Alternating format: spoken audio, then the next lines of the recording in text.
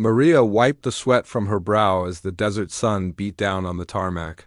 For 3 years, she had worked as part of the ground crew at Fort Bliss, maintaining the helicopters that came and went like Iron Hawks. The Apache gunships were her specialty, though most people didn't expect a woman barely 5 feet tall to be crawling around military aircraft. But Maria had learned long ago that expectations meant nothing. Work was work, and she did it well. That morning started like any other. She received her assignment, grabbed her toolkit, and headed toward the flight line where an Apache had just returned from a training exercise. The machine gun needed cleaning, a routine task she had performed hundreds of times. She climbed onto the platform, her hands moving with practiced efficiency as she disassembled the weapon system, checking each component for wear and fouling. The pilot appeared beside the aircraft sooner than expected. Captain Jensen was known for being meticulous, often staying to oversee maintenance on his bird. Maria had worked on his Apache before, exchanging brief nods and professional courtesies, nothing more. She continued her work, barely glancing his way as he conducted his post-flight inspection. She was reaching for a cleaning rod when she noticed him standing completely still, staring at her. Not at her face, but at her shoulder where her jacket had slipped down slightly. Maria followed his gaze to the small embroidered patch visible on her shirt underneath, a patch she had worn every day for 3 years. It was simple, handmade, showing a helicopter silhouette with the words, "Always watching over you," stitched beneath it. The color drained from Captain Jensen's face. His hand moved to his chest, pressing against his flight suit as if trying to steady his heart. Maria froze, confused by his reaction. "Where did you get that?" he asked, his voice barely above a whisper. Maria's fingers instinctively touched the patch. "I made it," she said softly. "For my son?" He was obsessed with helicopters, always drawing them, building models. "When he got sick, I made this to remind him that even when I couldn't be with him at the hospital, I was always watching over him like the helicopters he loved." Captain Jensen's eyes filled with tears. He reached into his pocket and pulled out his wallet with shaking hands. From it, he extracted a worn photograph, its edges soft from years of handling. He held it out to Maria without speaking. She took it, and the world seemed to tilt. The photograph showed a hospital room.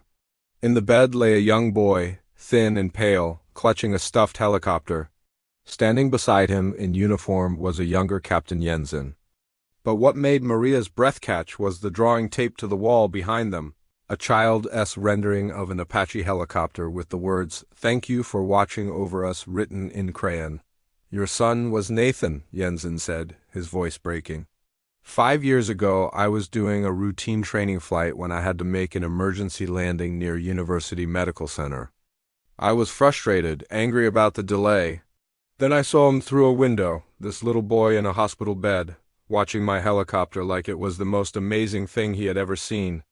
I went inside to check on him.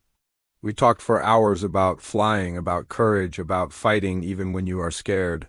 Maria's hands trembled as she held the photograph. Nathan had talked about a helicopter pilot who visited him, who told him stories and promised to keep flying, to keep watching over people.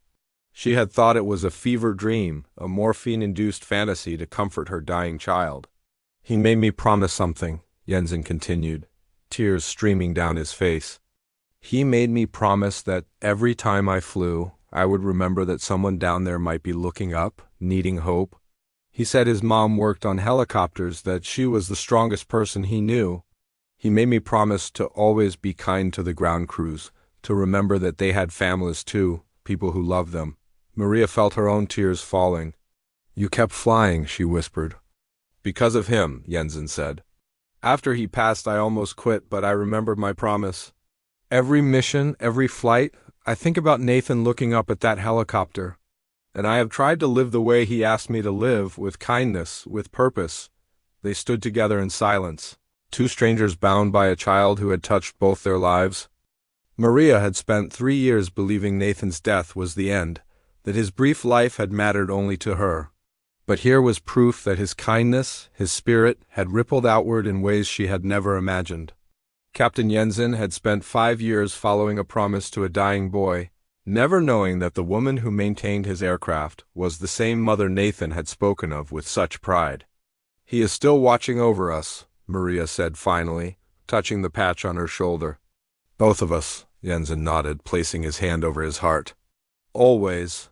From that day forward they flew and maintained that Apache together, carrying Nathan's legacy into every sky.